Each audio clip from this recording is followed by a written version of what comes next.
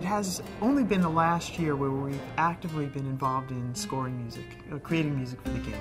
The inspiration for the music comes from the characters in the game. There's two main characters. You play as this little boy Monroe, and you also get introduced to this preposterously self-absorbed king that inhabits the world that you discover.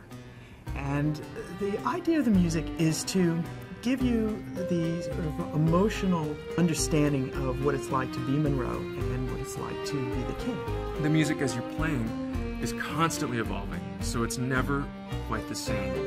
You'll never play this game twice and hear quite the same balance of background music. And the idea there was that the music isn't just background music. It's part of the world. It's part of how you feel when you play it. It's part of how your character feels. We didn't want those two things to be separate. We wanted to feel like it was all one experience. I love this sort of scoring. It's really fun because it's more elemental. The music is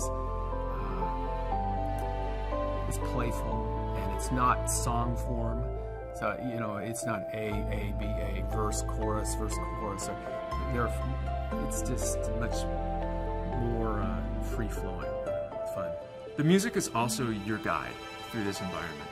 So it functions in more literal ways, like it alerts you when there's danger in certain areas.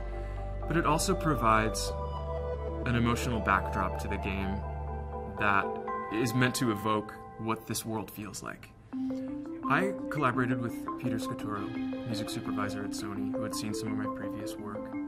We just initially started talking, kicking ideas around about the game. Then we jumped in and composed. We did music for a whole level. So not only the background music, but the in-game content, so some of the things that get triggered as a result of player actions. And it worked really well. We got the go-ahead, and here we are. What Joel has been able to do is combine some original Baroque-inspired electronic pieces, but he's also infused a live quartet on top of it, so it has a little bit more of an organic feel to it. We relied a lot on plucked instruments like the harp, marimba, which tends to accompany Monroe, plucked strings, live strings.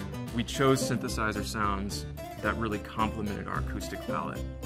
We're at a point where things have developed to a very sophisticated level in which we're able to have the same high production value that you'd find in a Hollywood film. We also have the unique aspect of making the music interactive. That's the future of video game music.